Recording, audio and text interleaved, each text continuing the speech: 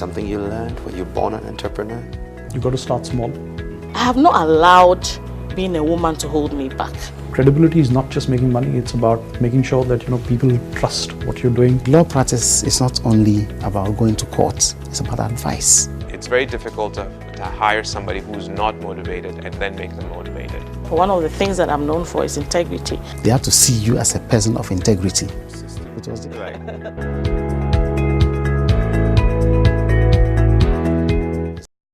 Welcome to the Executive Lounge with me, Inshira Addo, your thought leadership show that brings you nuggets of insights from the lives and work of men and women who have scaled the daunting heights of either starting their own business, managing and growing institutions here at home and around the world. My guest today was born to a Nigerian mother and a Ghanaian father, officially named Francesca Ama Adjapon Yamwa, has an eclectic background, and her debut novel of Women and Frogs was included in the Daily Trust list of top 15 novels in 2018. She's been a guest at the 2018 ACA Festival, the Bear Lit Festival in London. Her writings have appeared in journals, newspapers, including McSweeney's Quarterly Concern, Washington Times, Brittle Paper, ACA Review, Daily Graphic, and Chicken Bones. She's a reporter, or was a reporter, for the Connection newspaper in Virginia. And as an international affairs specialist for the U.S. Foreign Agricultural Service, Adjapon successfully led minority educators from urban school districts on expeditions to South Africa, Ghana, Costa Rica, and Mexico, part of the USDA TEACH program. As a result, she won the U.S. Foreign Service Civil Rights Award on Human Relations. In addition, she won Strategic Objective Award for her work on the Norman Borlaug Fellows, a capacity-building program promoting West African women in science. In collaboration with Cornell and Texas A&M universities, she's worked to facilitate scholarships for women. She's been voted onto the who's who of the best teachers of America.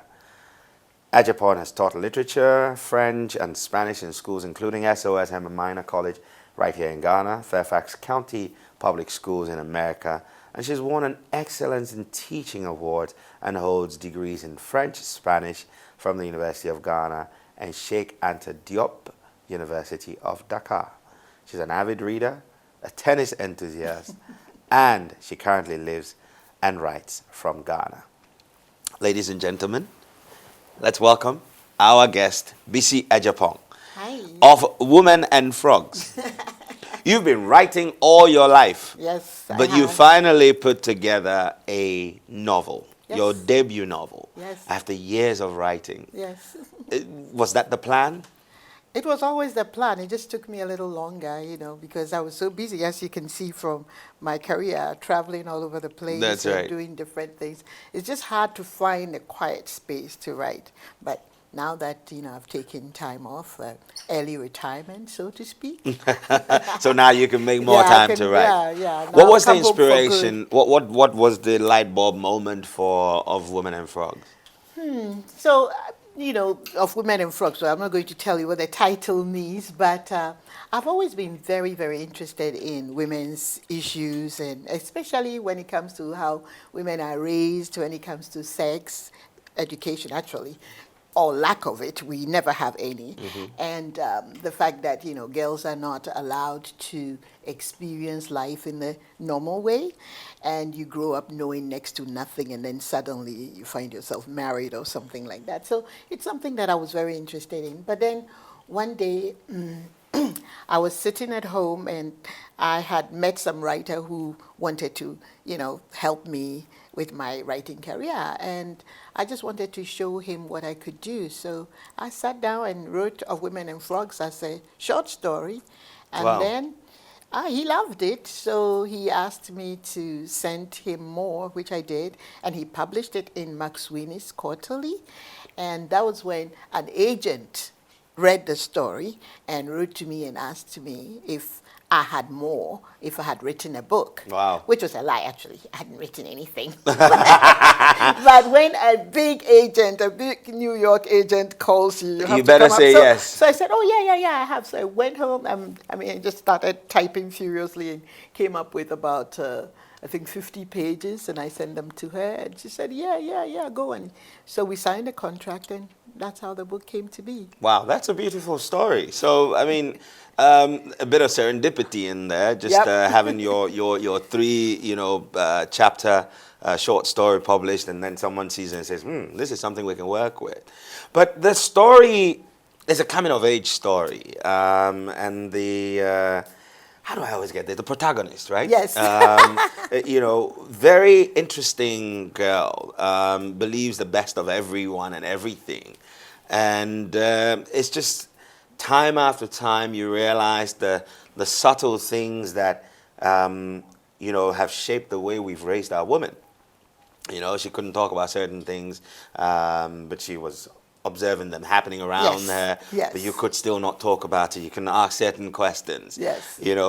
How much of that was inspired by the observations you had made, for someone with bicultural, bi-heritage of Yeah. Nigerian and Ghanaian descent? Almost 100%. And, you use the correct word, observations, because sometimes people think they are my personal experiences, but they are not. And in fact, I had to do a lot of research, for instance, when it came to the historical context. So I had to research that. I didn't, experience any of that. Yeah. So, yeah, I observed things. For instance, I had friends that I used to play with, and I know that some of them, I remember one day one girl came and she was walking in a funny way as if she had an egg between her legs. So I asked her what happened, and she told me that yetuyame, and I didn't know what that meant. So she explained that they had put ginger in her bottle, and Yeah. she was very upset. And I asked her why, and she said that, well, she was kind of touching herself.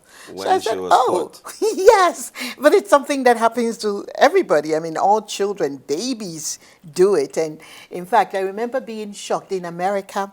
I was visiting some friends, and there was a baby. She was 10 months old. This 10-month-old baby just put her two hands between her legs, pulling on her diaper, and her dad just smacked her hard, said, you're not supposed to do that. And I thought, my goodness, that was so innocent. So at the time, I remember we were probably about 7 when this girl told me what happened. So I thought, this would be interesting to open the story with something like that. So I personally didn't have that ginger. I was kind of lucky because I was everybody's favorite, at least my father's favorite. So nobody dared, do anything to me. But I observed that around me a lot. I observed, for instance, there is a chapter on suppies. And that is something that I saw happen. I was desperately trying to find one. Nobody wanted me anyway. And this was all in the innocence of what was happening around at the time. Yes. And your protagonist just really thought, if all the cool kids were going a certain way, then that certainly must be the right way to go. Exactly. And this is the thing that I wish most parents would do, to really answer children's questions, honestly. Because when you don't, they are going to find out about everything there is to know about sex, about romance, everything. And guess who is going to teach them? Their friends, who may not, be very wise. So the idea was to make AC, my character, so innocent, so raw, so ignorant, that you could tell what happened when children were not well educated or were not well taught about life. And that's exactly what I did. So I had a lot of fun, actually. It's fun reading, I must be honest with you. It was real good fun reading, and just watching her evolution through the pages was just a very beautiful thing to behold. Yeah. Well done. Thank well done. you. Thank you. So let's try and get inside the mind of the writer, the anatomy of writing. Of course, someone says, show me some of the stuff that you write, and you came up with a short story. How do you think of or settle on a theme that you think is going to be good for the season? I never really think about what is going to be good for the season. I just think about something that is interesting. For instance, now everybody is writing about immigration. Well, I wrote about immigration over 10 years ago, but at the time, nobody was interested. And I thought, this is a really, really interesting story, but publishers were not interested. So I guess I don't approach writing as a purely commercial venture. It's something I do because I love to tell stories. I love to entertain. And by the way, that's really the only reason you must go into writing, because you can never predict how your writing is going to go. If you think you're going to make $1 million suddenly, that's not probably going to happen. Right. You know, some people get lucky and some people don't. And like you said, there's a little bit of serendipity. Yeah. Sometimes you're at the right place at the right time. You know, where, for instance, where I happened to be at a New Yorker Arts Festival, just because I had written to a famous writer who invited me to this festival. So you just never know. So you do it because you love it. And I love to tell stories. But I'm also interested in social issues. So anything I notice, one of my most popular, you know, I write a blog too, That's right? right. I have a blog. One of my most popular blog posts was something I wrote about the penis. The title was Penises Everywhere. And that's because one day I was at Osu Cemetery and I saw a bunch of guys just peeing on people's graves. And I thought to myself, this is so Ghanaian. Men just whip it out anytime they feel like it and start, you know, shooting sparks all over the place. And so I wrote about it because I was interested. So I write about anything that interests me, you know, neighbors fighting. I don't know if you ever read The Man with the Dead Pea. It was my landlady and a next door neighbor having a fight, and they decided to insult the man and say that his thing was dead. He was an Ashanti man and he was not going to take that lightly. He brought out a gun and that kind of thing. And that, you know, made for a blog post because I found that very interesting. So you generally observe, you naturally like telling stories, and you draw inspiration from pretty much everything that's happening around you. Do you seek out the things? I mean, what's interesting for you? Controversial? How do you determine what will be interesting? I really don't know. I mean, I just, if I find it funny and interesting, I assume other people will too. I mean, for instance, recently I was at an engagement, and to my utter surprise, the woman started saying things I had never heard of. She said something like pants was precious, assets need something to be kept secret or something. That was panties. And then they started singing songs like, if you have not been engaged, then don't worry, yours is coming too. And then they started to sing this particular song. It's a gospel song. I'm trading my shame. I was livid because it occurred to me that this is what little girls growing up in Africa listen to all the time. From the time you're a child, you're being told, you know, just you wait. Marriage is going to be the end all for you. You are going to be glorified through marriage. And in fact, it's something that my father used to say, and I put that line in my book, a woman's glory is her husband. Is her husband, yes. But I did not know to what extent it was so much woven into the fabric of our society.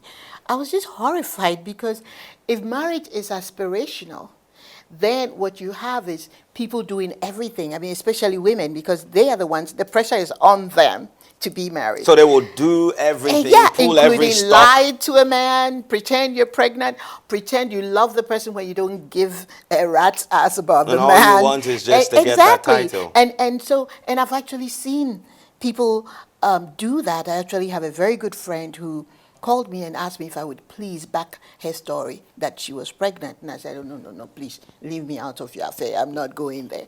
And I was so angry because if somebody did that to your brother, would you like it? But the end in all is to get married. So something like that has inspired a post that I'm working on right now. Because I just think it's so transactional the way men and women, you know, operate, because a woman has to get married or else, you know. There's no glory. There's so, no glory. I mean, it's great to see that you pick on social issues and then you write about them, but you have this knack of bringing lively humor to what you write. You know, in Of Women and Frogs, you see that Essie's description of certain things, you know, and I was thinking to myself, you know, at 9, would I have said things like that? But at my age, it still resonates and it's fun to read. Yeah. How do you take on the persona of a 9-year-old? Well, I think teaching helps. I have taught for many years, as you can see, it's part of my background. And when I was directing the Young Shakespeare Company in Washington, D.C., in Virginia, actually, let me tell you, my youngest actor was 7 years old, and this boy played a major character. And remember, we were doing full-length Shakespearean plays in the original language, not watered down. And my students ranged from those who had speaking roles. I had a 5-year-old who just, you know, was part of the crowd. But those that had speaking roles, the first year when I took them, they were from ages 7, and the oldest was 13 years old. And these people understood everything. And one of the things that I have realized is that, now remember this, that human beings use only about 5% of our total brain capacity throughout our lifetime. And in fact, children are much more intelligent than adults. Now, there is a difference between intelligence and knowledge acquisition. In other words, they have the capacity to understand more and to do far better than adults. It's just that we don't train them that way. And Africa in particular, we're guilty of that. I mean, when you have a radio and your child comes, hey, don't touch it, don't touch it, you know, that kind of thing. Or a child asks you a question, so go. So because of the way we train children, we actually believe that children are not that smart. And so what happens when we watch TV or we meet foreign children, American children? They are so smart. They are not any smarter. As a matter of fact, in my experience, you know, a lot of non-Western children are actually far more intelligent when they have the opportunity, because one of the things that develops a brain is language, and most Africans they grow up speaking 2, 3 languages, and it's the same thing with Asians. For granted, you know? Exactly, and that actually develops your brain. So it goes to show that children are far more capable than we give them credit for. So this child in my book is described as being precocious. In other words, she's advanced in her intelligence, right? But she's actually pretty normal. She notices things. And by the way, I was pretty much like that too. I was very precocious. And I was always asking the craziest questions, you know.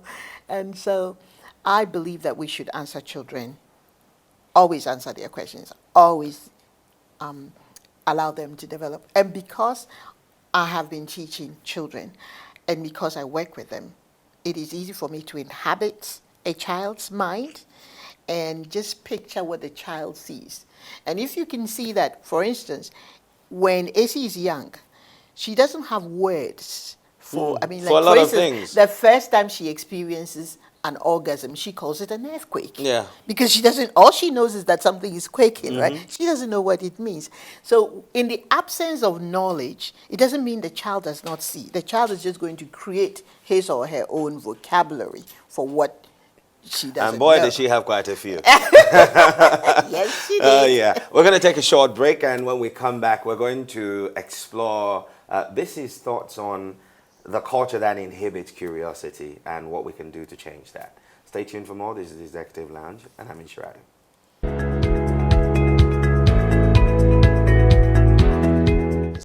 Welcome back to the Executive Lounge with me, Inshirado, and my guest, Bisi Adjapon, and she's a fabulous, interesting character, a writer, a debut novel of Women and Frogs. And I, you know, initially, my plan for this conversation is not how we're going, but there's stuff coming out of the book that's helping me deal with issues that I feel are of great importance.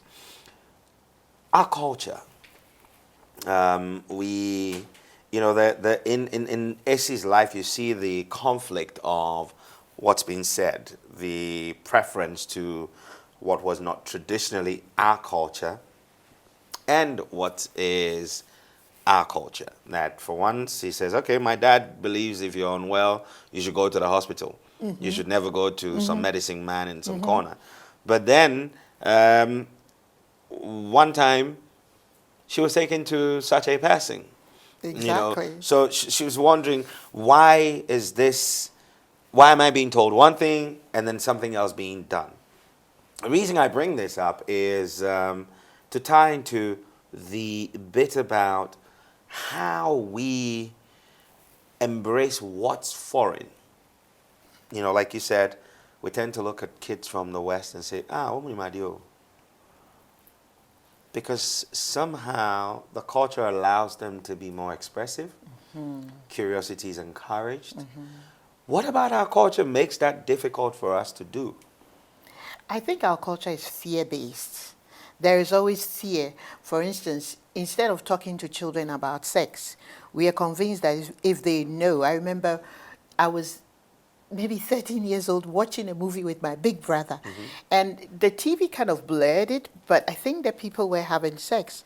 And I was trying to find out what was going on. I was told, Yedi Wahoya Kwalaboni, right?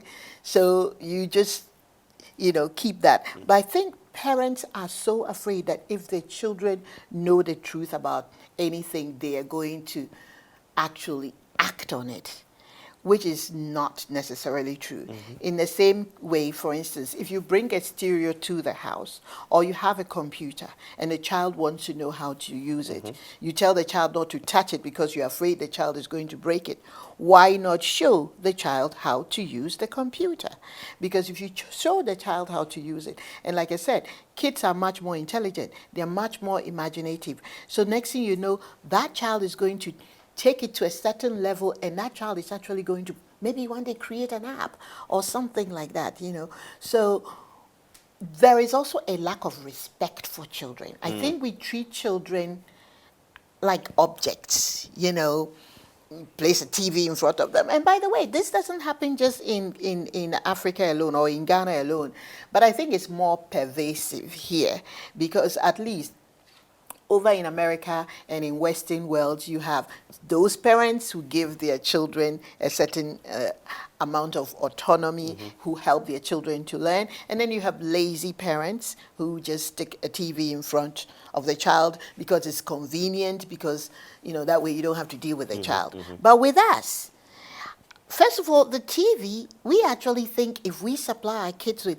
plenty of gadgets and just leave them being so robotic and just staring at a screen, we're doing very well. We're making them very westernized. We are not using wisdom in that. And in much the same way, we take a book and we go, oh, this book is too advanced, you can't read it. The child takes a book.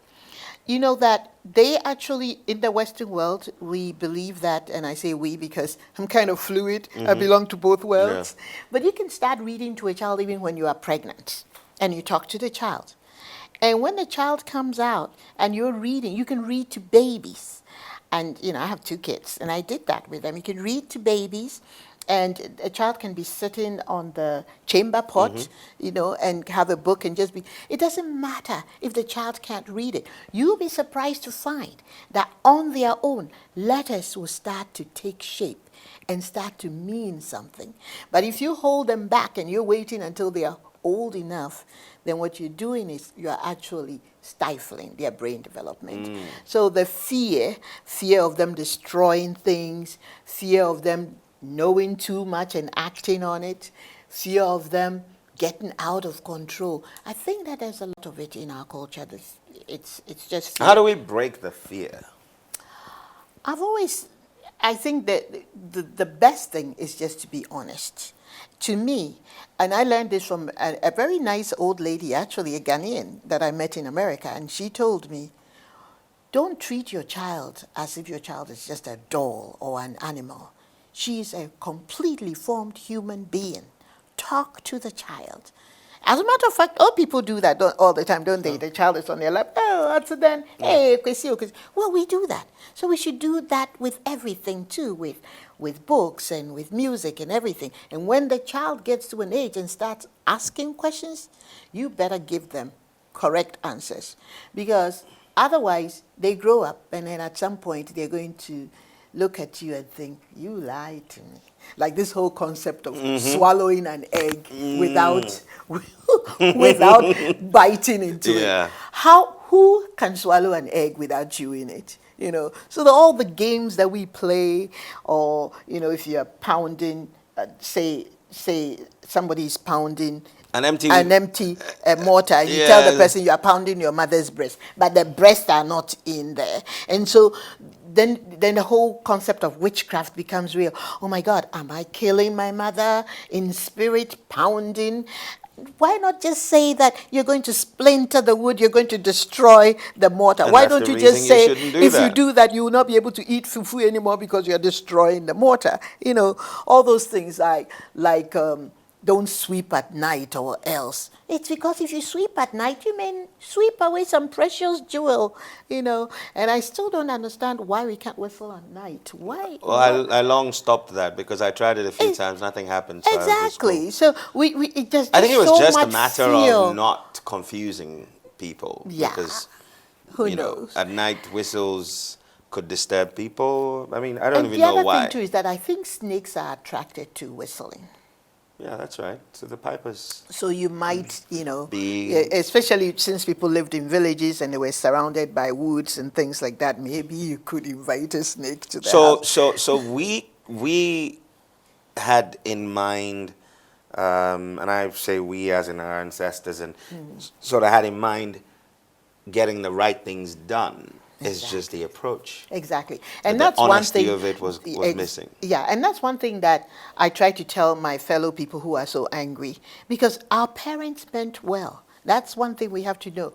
No parent gets up and decides, oh, it's such a beautiful, lovely day. I think I'll just make my child cry by putting ginger in her vagina. You know, you do that because you're trying to teach her morality. So our parents always meant well.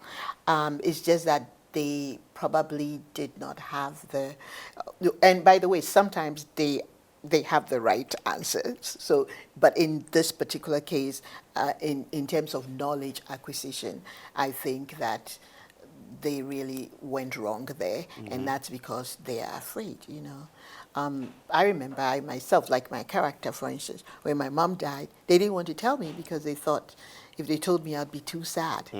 Well, when you have to embrace it at some point. But when my father died and all the children were around crying, may, grandpa is dead. Next thing you knew, they were eating. As a matter of fact, just yesterday I was at a funeral, and right after the children had been crying, next thing I knew, they were fighting over some fried chicken. So it's better, they'll get over it. Yeah. But if we try to shield them, the world is going to teach them. And the world may not teach them the values that we want to teach them. And this is where I have a problem. Because also our parents grew up at a time when you could control information coming in. Today your child goes to school, might be receiving all kinds of WhatsApp videos and things that you don't want your child to receive. So it's better that the child learns from you than from the outside. So the responsibility of molding a child and giving them the confidence to seek knowledge and evolve rests with the family unit. Yes, it does, unfortunately. Interesting And thoughts. I should say it's a good thing, really. So because if you teach your child, as I said, then you're going to train your child the way you want the child to go. Otherwise, somebody's going to mislead the child. So. Lots to learn from that. Yes. So you taught both here in Ghana and then in the United States. Let's talk about children, and I know you've alluded to certain, things about children being of equal, if not better, capacity of intelligence on this side than on the other side. What's the difference? What do you think makes a child from this part of the world beyond the language, what about us make us far more intelligent, if I could use that for the lack of a better expression? Well, I would say, you know, the big thing is the language, but also, you know, I don't want to get into the space because then it becomes a racial thing too. Why do you think that? Are you trying to suggest that minority people are more intelligent than Westerners? But I have to say that when people grow up in, you know, what is happening in the Western world these days is that they too are going through a certain weird revolution where children have become addicted to screen time. They are no longer reading. Very few are reading, actually. Children don't like to read anymore because they would sooner watch a video than read. And also exercise. Exercise develops the mind. And in our modern world, and that can happen right here too, children are no longer, you know, in the US, for instance, we bus children everywhere. Children don't just walk to school the way some kids still do here in Ghana. So you are the sum of all your experiences. So if your experiences become narrow, if your world shrinks to just the home, and then somebody drives you to school and you've got things coming out of your ears and you're not observing the environment around you, you're not using your imagination, it stifles the brain development. And so I find that in the less technologically advanced societies, children use their brains more. They are forced to. For instance, once upon a time, I myself, I can see a change in me. I used to be like a walking encyclopedia. I had all my telephone numbers memorized in my head. Oh God, now And I only have one. I still have all those previous numbers, but the new ones that I've just put on my phone, Yep, they I stay have no there. idea You're because absolutely all I have right. to do, if I want to call Inshira, there's his name, you push it and the thing calls. So I'm using my brain less and less. We are using calculators more and more, so people don't know how to add and subtract very large numbers the way, you know, we used to. So I find that it's a dichotomy because you need technology, but on the other hand, too much of it can stop and stifle brain development. So it's a balance, really.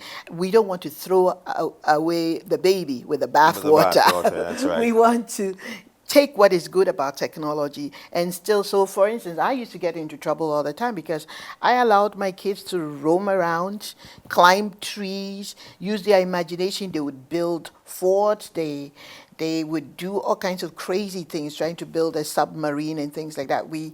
I did not allow them to watch the TV until maybe the weekend or something. So during the weekdays, they had to use their imagination. And they loved to read. And the more you read, the more you want to write. So, for instance, when you talk about where do I get inspiration, if I'm driving around or I'm looking around or walking. There is a blog I did, a walk in the Berg, and I had been living in this neighborhood for several years, driving to the library, which was only, I don't know, 10 minutes or maybe half an hour's walk, but about 10 minutes drive. Yeah. And then one day I decided, oh, what a nice day, let me walk. The things I noticed along the road. Which otherwise you would not have because you just zoom past these things every day. So, and children are no longer playing the way they used to. You know, you play, ampe, all those things, interactive plays and things like that. We're no longer doing that. Now, children get together and they play video games and they're all sitting there jerking like robots and, you know, pushing buttons, and that's really what's going on. So I don't know that God, or I don't know that the brain is different from any brain, whether you are from Asia or Africa or the Western world. But what I do know is that how it's allowed to keep acquiring knowledge, new things, developing neurons. You know, even physical activity, the more exercise you do, the more you develop neurons. So if children are not doing that, and you can see it, by the way, our modern kids too are getting into trouble. They are becoming chochofu. You see some of them. Because they don't exercise. They don't exercise. They don't walk anywhere. They don't do anything. And everybody has a cell phone now. By the time the person is 12 years old, people walk and They don't even see the street the whole time they're walking like this. It's become an accessory. A lady with a phone, an accessory. Used to be the handbag. Yes, oh, the handbag. Forget the handbag. You just need a phone, and Yeah. so that everybody knows that you've arrived. You know, you've actually prompted some very interesting questions, very important questions. The Ghanaian society has long been one that's been celebrated on the continent and globally. Recently, in recent past, the ratings of universities on the continent, Nigeria was always leading. And I'm of the opinion that Nigerians tend to read more than Ghanaians do. Which was not always the case. It was the opposite. Ghanaians used to read a lot. How do we go back there? Well, Let's just forget this is about probably the growing up. This is probably unpopular opinion, but I really wish we could go back to maybe lengthening the educational, the number of years spent. So going back to the old system where we had 5 years of O level, 2 years of A level. Maybe not exactly, but just a little more, because you see what is happening. What Rawlings did, when I was doing my research, one of the things that I thought was an excellent idea, he had the right idea that not everybody can go to the university and study humanities or the popular, career courses. That's right. Be an engineer, a lawyer, and whatnot. And he was very right that we should have the trade schools. Now, the problem is that those trade schools used to exist. They had vocational schools, and those vocational schools taught skills like carpentry and technical Plumbing, stuff, electrical, exactly, wiring, and all that. And they actually got out with some kind of certification diploma. People could go to vocational schools to learn how to sew, how to do many things. And I remember that there was something. I think that there was some kind of secretarial school that you There could was also, a government there you secretarial go. school. So they had all that.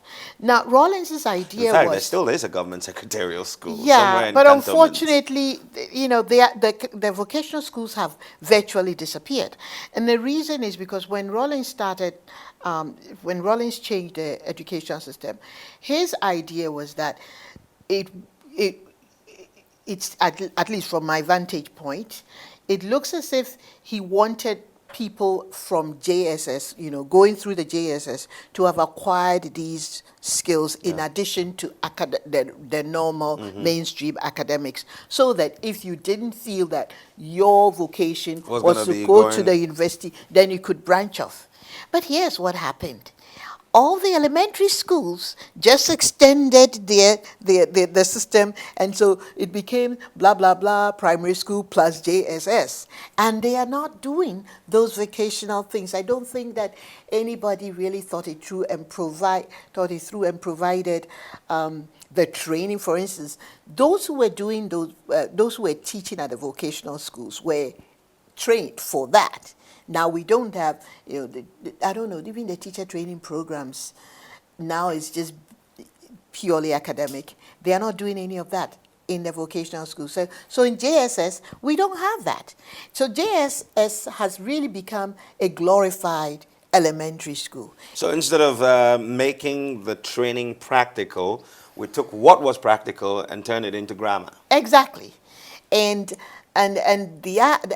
what is really sad is that those of us, I went through the old system. So those of us who went through the old system, from Form 1, you started doing literature. Yeah. Because you didn't have to take literature to O levels, but the first 3 years, you were do required to do all those things. Well, we've thrown all that out. Children, when we were Form 1, we were reading Jane Eyre and all this, advanced literature. That is not happening anymore. And so by the time they come to SS, now they have 3 years, and all you're thinking of is that, oh my God, in 3 years, they must be able to pass the school certificate exam. And we've also narrowed the scope of study by then. Exactly. Because in addition to reading literature, there were things you would have done. You would have done business management, you'd have done commerce, you'd have done a bit of economics, you'd have done French, and one or two other Ghanaian languages. So there's the world view of the child by Form 3, which should put you at about, what, age 15, 16? Yeah, or even those of us who went to school early would have put you at 14. But that's exactly what was happening. So from Form 1 to Form 3, we studied needlework.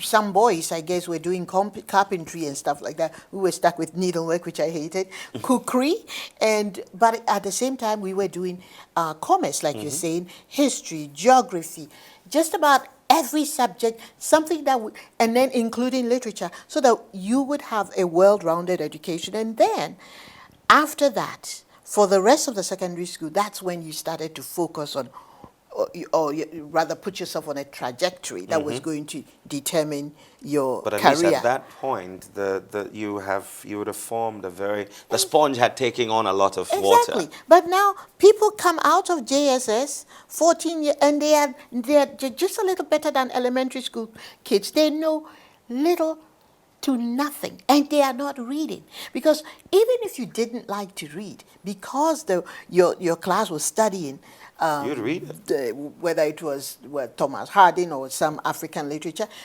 we did, for instance, the African Writer Series. We read just about all of them, starting from South Africa all the way to the French-speaking countries, Guinea, that had translated books into English, like Houseboy and things like that. Now it's all disappeared. And so reading is what inspires people to write and to do other things. And now, and the funny thing is that parents are more devoted to education than ever. 4 years old, and they have the child going to school to go and learn this, or go after school studies, blah, blah, blah. But everything has become about rote learning, just to pass exams. Nobody's learning for the sheer joy of learning. I mean, I didn't start to worry about O-levels until I was in Form 4, and I blinked and I looked around and thought, oh my God, I have to pass this subject. Okay, I better buckle down and start studying. We were learning because it was fun. To learn. Yeah, and you knew what you liked and what you didn't like, which teacher annoyed you, which teacher, you could. We all had one of those. Exactly. Yes. But that is what is happening. So Rollins had a good idea, but the implementation has come out totally wrong, and what it has created is just a bunch of semi-literate people coming up. I mean, today, sometimes you hear people talking on television and you start shrinking and just cringing, listen to the person talk, it's so sad. Not you though, you're very, very good. Okay, I'm not going to do the them and us on this one. We're going to take another break, and when we come back, we'll hit the back straight with Bisi Adjapon, and we'll learn a few more things. Stay tuned.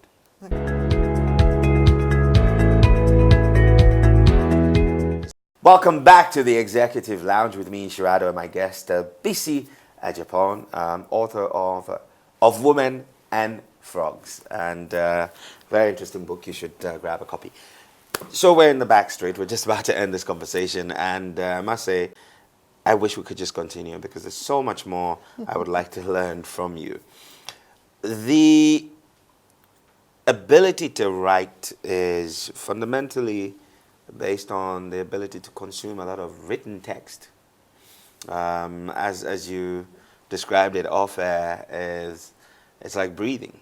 So you intake the knowledge, and then the writing is the exhaling of the knowledge that you've taken. If our society at the moment is reading less and less, can you paint in your very creative mind what kind of future we would have and what we ought to do to either harness or intervene in that case? I think that we're all going to become like a bunch of robots if we don't, revive our reading culture. We're going to be people who can't string two words together and who can't articulate their thoughts. I think that is probably the thing that concerns me the most, because I noticed it when I taught 1 year here at SOS, and SOS is filled with some of the most intelligent kids in Ghana. Not just in Ghana, they bring orphans from all over Africa who come there. And the saddest thing is when a child cannot articulate a thought, cannot express a thought. And once we stop thinking, we're going to become like animals. Already on the roads, we're almost like animals, the way we ride, we drive, right?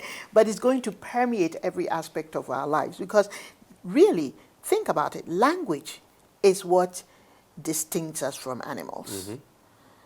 Otherwise, we're just going to operate with instinct or become like, this is really exaggerating, okay? I'm really exaggerating here, but can you imagine us all behaving like a bunch of autistic kids who can't, because autistic kids are actually very, very intelligent. It's just that there are some wires sometimes crossed, and somehow communication is very difficult, and we have to find a key to get to their brain. But can you imagine what it would be like?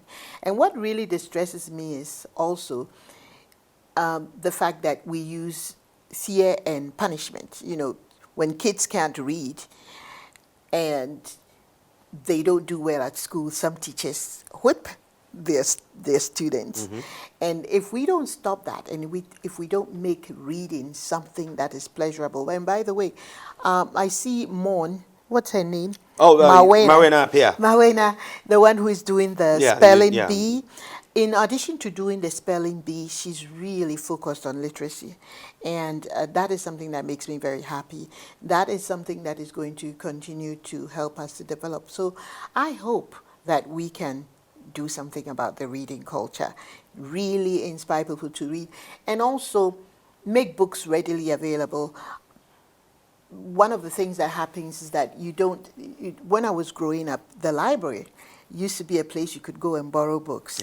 I think that Nancy libraries have started, but there is also this lady, Sylvia Arthur, who brought some 3,000-4,000 books from the UK, something she inherited from her Ghanaian grandmother, and she has opened a library, Libraria GH. She made it very accessible to people. Pay only 50 cedis a year and borrow as many books as you can read and bring back. And people were not patronizing the library. And so that's something that we need to do. I think that if we parents switch off the TV on occasion, I think you told me you're doing that. You turn off the TV, you're reading, and your children, if they don't see you read, they're not going to read. So you can sermonize all you want. If you don't read with them and do something with them, they're not going to. So, we really... The other thing that I wanted to get your thoughts on is the change in our curriculum. You talked about reading, doing literature in secondary school. I may be fabulously, misinformed on this, but we're not doing as much history. No, we're not. Literature is not a thing that everyone has to do. Right from day one, you either choose to do it or you don't. What kind of things would you like to see happen in the reformation of our education to allow us to become more literary? And also, how do we get more Ghanaians to write? Well, if we get them to read, then they will write. But I think that already, Chimamanda did the same thing for Nigeria. When her book came out, and to be honest with you, when her book came out, there hadn't been a big book to come out of Africa for about 30 years, at least Anglophone Africa. And when she wrote, and because she was young and she was glamorous, it made reading very attractive. There is a place, you've heard about Onisha, right? There was a bomb, and the people don't want the government to come and fix the road. That's right. It has become a thriving place where literature is going on, people are reading and whatnot. And I think we need to do that. We need to appreciate our own writers. Oftentimes, and I have to say, I was at an event where they invited Amatedu, and she couldn't make it, and that's because she's not well. Very advanced. She's also a little older, and she needs her rest. And then they said, Well, we couldn't think of anybody. And I had been invited to the event, and I said, oh, what am I? Chopped liver? You know? So we need to we need to not wait for the West to recognize our readers. I mean, people... Our writers, you mean? Our writers. We wait for the West to recognize somebody before we say, oh, that person is a big writer, and then suddenly everybody wants to know you. I think we need to nurture the people that are right here, nurture our young ones. There are some young people who are trying to write, and we need to have people help them do some writing workshops, and I'm going to be doing some writing workshops. We really need that badly, because I see a lot of raw talent, but they need help to develop. So we need more history and all the other subjects in the classroom. And the history, it's not just, you know, the little history. They've stopped teaching about the old empires. Come on. That was so much fun for us, you know, learning about. And it gave us a sense of identity. Exactly. We need to do that. I mean, those people in the Western world are not throwing away their history, and we are minimizing our history, and we are absorbing only the West. And that we're growing up with a sense that only something that comes from the West is good. And that's not true. There is a lot of material here. I don't know how many people have ever read Francis Salome wrote a book, The Narrow Path. That's a very, very nice book right here in America. And I found it in America. I mean, right here in Ghana, but you found it in America. I found it in America. I had read it as a child, but I couldn't find it anymore. And I found it in America. So we need to appreciate some of our writers. For instance, Efua Sutherland wrote many plays. People don't remember. Do you remember Edufa? No. Yeah, you know.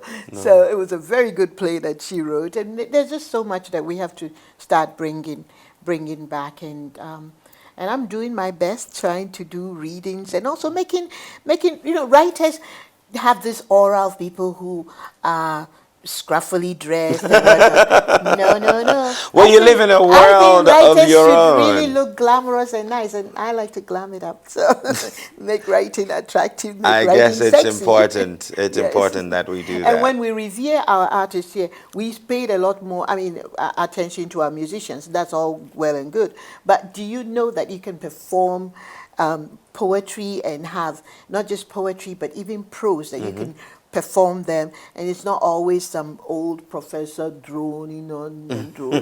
So let's make it interesting. Absolutely. What do you think of the wave of literary events that's been starting? I know Nana Damois and Are Damois and Kofi Akpabli, the Writers Project GH, they've been working on reviving the literary arts. Oh, they are my heroes. They are doing such a great job. I like the Peja Festival. And this year brought some of the biggest people from outside Ghana even to join us. And I got to know many Ghanaian writers and budding writers that I didn't even know existed. So they're doing a fantastic job. Nana Damois, I think he was a trained engineer or something. Yes. And look at him, the love of literature, and he's just such a terrific person. I like what is going on. I think one of the things that makes it hard is that, you know, people like Nana Damois, they are not making money. And the reason they are not making money is that Ghanaians will not buy books. And this is something that I want people to understand. It's infuriating. People will complain that a book that costs, look at my manuscript, that you're talking about a 400-page book, and you're paying 60 CDs, and you're complaining. That's under $12. Exactly. And out of this 60 CDs, the author, oftentimes, if you are traditionally published like me, you're getting only 10% of the royalties. But think about the cost of printing the book. So you spent maybe a year to 2 years writing a book, and yet we complain. But we don't have any problem going to spend $1,000 to go, 1,000 CDs to go get a weave or something. And we don't mind paying 400 CDs or 100 CDs to go to a concert or something like that.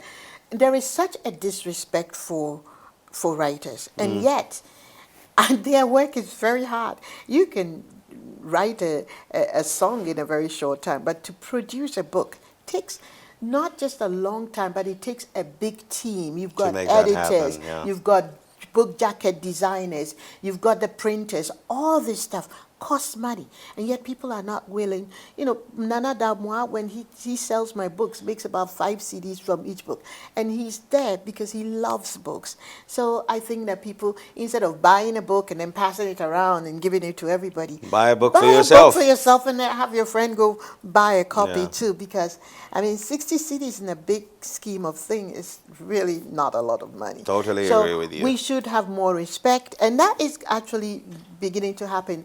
This year, Lola Shonaid, who has been doing the Ake festivals, is thinking of bringing Ake to Ghana, and is going to wake people up to what is going on outside of Ghana. Yeah. The writing is a very vibrant world, it's a very vibrant profession, and it's very, very respectable, and it's just as glamorous and anything as any of the stars that we have. So.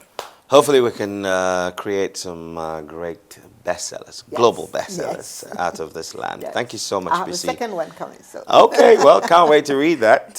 But thanks so much Thank for you. making time to Thank join us. you. And if you want to grab a copy of Bisi's book, you can go to booknook.store.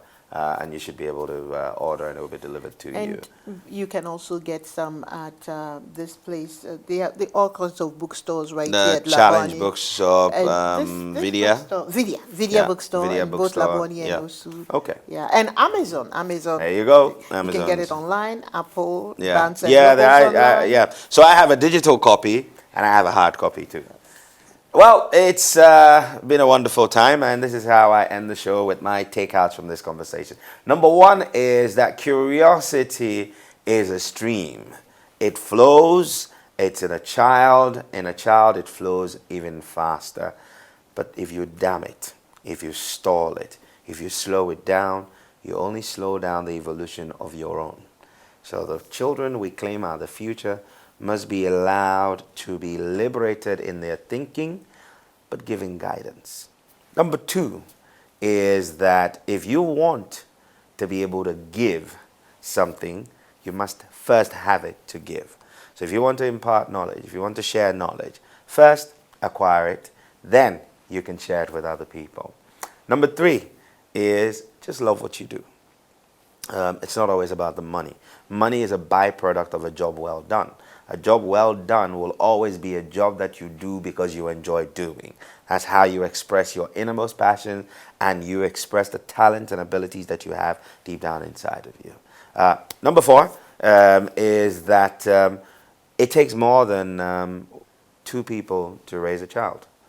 But it's always going to be the primary responsibility of the 2. So whatever dreams you have, you must work at it yourself. Whether it's a child, a business, work at it before you expect the rest of society and your bigger team to help you nurture it.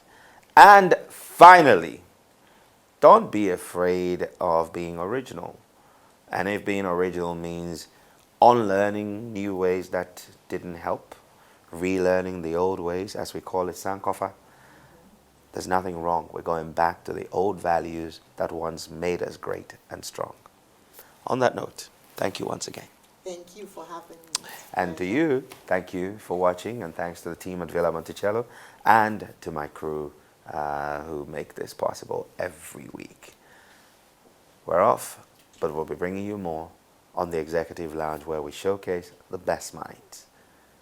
Go forward. Make rain. Shalom.